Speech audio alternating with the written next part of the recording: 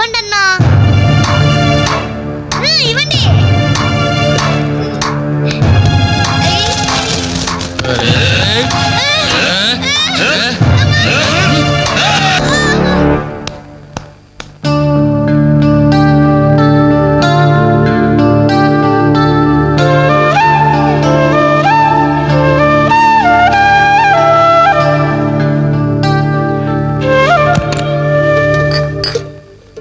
రవి, నీకేదో ఉత్తరం వచ్చిందిరా, టేబుల్ మీద పెట్టాను.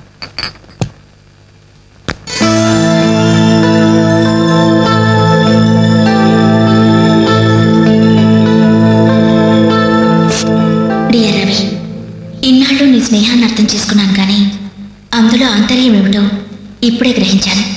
నీలాంటి మంచి స్నేహితుడు శాశ్వతంగా నాకు తోడుగా ఉంటానంటే నేను కాదంటానా? కానీ నాదో కోరిక, నీకో దారి దొరికేదాకా మన విషయం మరో మనిషికి తెలియకూడదు. చివరికి నీ స్నేహితులకు కూడా నువ్వు నేను వెలిగించిన దీపానివి కావాలి. ఆ వెలుగు వైపే చూస్తూ జీవితం అంతా నేను మురిసిపోవాలి. ప్రేమతో అంజలి, అంజలి, అంజలి, అంజలి. వెళ్ళొస్తానండి. మంచిది మంచిది, కానీ దయచేసి మళ్ళీ ఇలాంటి సంబంధాలు మాత్రం తీసుకురావద్దు. మీ అభిప్రాయం చెప్పారుగా బాబు, వెళ్ళొస్తాను.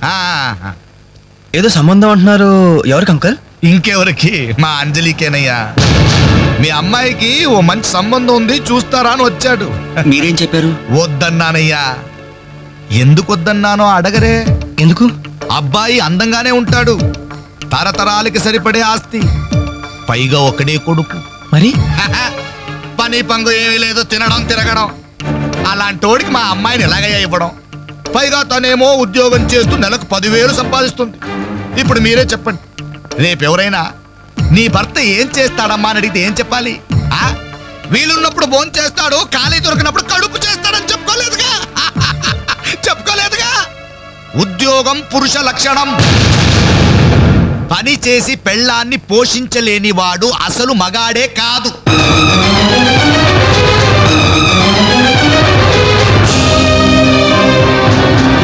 కష్టపడి పని చేసేవాడు పూలైనా సరే మా అమ్మాయిని ఇస్తాను. అసలు నేనేంటి, పని లేనివాడు కోటీశ్వరుడైనా సరే మా అమ్మాయే చేసుకోదు.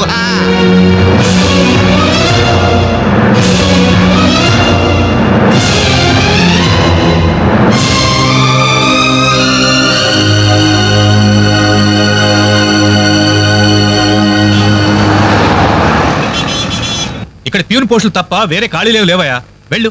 ప్యూన్ పోస్ట్ అయినా పర్వాలేదు సార్, చేస్తాను. ప్యూన్ పోస్ట్ అంటే అన్ని పనులు చేయాల్సి ఉంటుంది, దీనికి టైమింగ్స్ అంటూ ఏమీ ఉండవు. వర్క్ చాలా హెవీగా ఉంటుంది. చేస్తావా? చేస్తాను సార్. సరే, మా ఆవిడ వస్తుంది, ఆవిడ ఇక్కడ బాస్. ఆవిడతో ఒక మాట చెప్పి, అదిగో మాటల్లోనే వచ్చేసింది.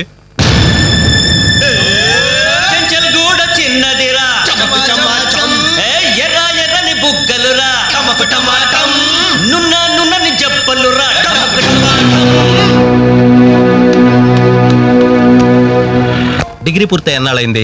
5 years అయింది సార్. ఎక్స్పీరియన్స్ ఉందా? లేదు సార్. అంటే ఇంతకుముందు ఎక్కడ వర్క్ చేయలేదా? చేయలేదు సార్. సో ఈ 5 సంవత్సరాలు లైఫ్ బాగా ఎంజాయ్ చేసావన్నమాట. Exactly sir. మిస్టర్ వాసు, ఓసారి ఇలా రామ్మా. సార్, గోడౌన్స్ లో స్టాక్ అంతా చెక్ చేసావా? చెక్ చేశాను సార్, స్టాక్ అకౌంట్స్ మొత్తం క్లియర్ గా ఉన్నాయి. ఒక కన్సైన్మెంట్ ఇప్పుడే క్లియర్ అయింది. Very good.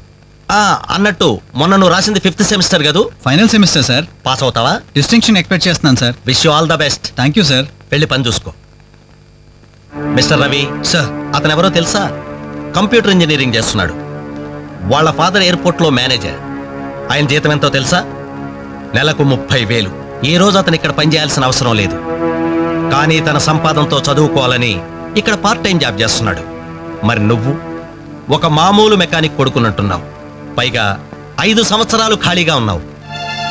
5 రోజులు పాలు పిండకపోతే పాడి గీత కూడా పాలివ్వదు. నాకు కావాల్సింది వట్టిపోయిన గేదెలు కాదు, నడుము వంచి పనిచేసే మనిషి. You can go.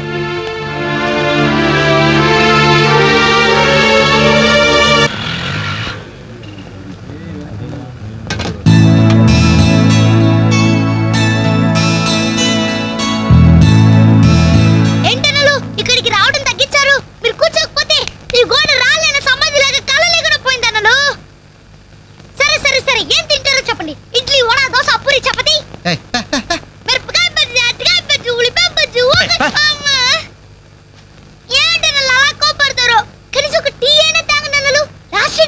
Last year ఎవరుకురా నీకా మాకా చంపేస్తా. కాదన్నా, ఈ హోటల్కి మన నాయర్ ఈ హోటల్ అమ్మేసి వాళ్ళు ఊరు వెళ్ళిపోతారంట. అయినా హోటల్ అమ్ముకునే కష్టం వాడికి వచ్చిందిరా. కష్టం వచ్చిందని కాదన్నా, ఈ హోటల్ మీద వచ్చిన డబ్బుతో కేరళలో ఇప్పటికే 4 ఎకరాల కొబ్బరి తోట కొన్నాయంట. అక్కడే ఇల్లు కట్టుకుని సెటిల్ అయిపోతాయంట. అన్న ఈ సర్వర్ ఉద్యోగం చేసిన బోర్ కుట్టిపోయిందన్నా. ఈ హోటల్ కొనేసుకుని వాంటరీగా ప్రమోట్ అయిపోతాను. 25,000 ఇవ్వన్నా. ఐడియా వచ్చిందిరా. ఏంట్రా అది? ఈ హోటల్ మనమే కొంటే ఐడియా బాగుందిరా. కుకింగ్ సెక్షన్ అంతా రాదే, సర్వీసింగ్ అంతా నేను చూసుకుంటాను. క్యాష్ కౌంటర్ నాకు వదిలేయండి. అన్నలు ప్రమోషన్ సంగతి తర్వాత. మీ వాడకం చూస్తుంటే నాకున్న సర్వర్ ఉద్యోగం కూడా ఉండనిచ్చేటట్లేరే. ఎలా ఉంది ఐడియా? ఐడియా బానే ఉంది, కానీ పైసా కాసాయగా.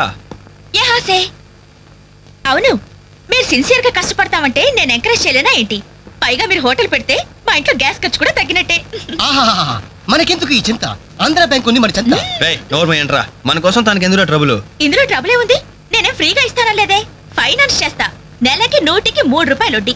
అయితే ఇంకెందుకు లేటు? అర్జెంట్ గా పార్టీలు ఇచ్చేయండి. రేపే మొగరు దోశతో హోటల్ ప్రారంభం. ఒక దోశ.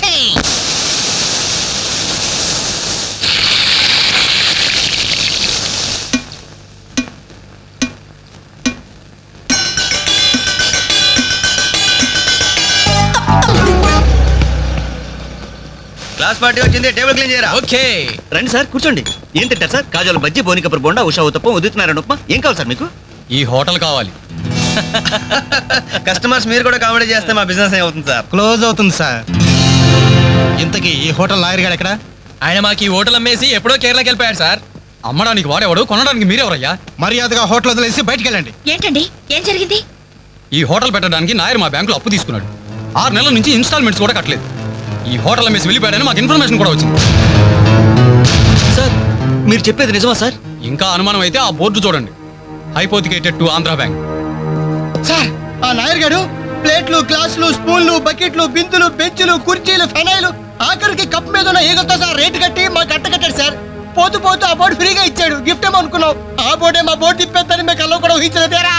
అయినా పూర్తిగా ఎంక్వైరీ చేయకుండా ఈ హోటల్ కొనమని ఎవడయ్యా మీకు సలహా ఇచ్చింది?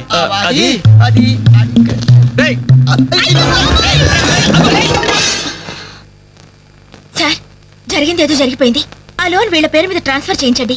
ఆ ఇన్స్టాల్మెంట్స్ ఏవో వీళ్ళే కడతారు. వీళ్ళన్న మీద ఎవరు?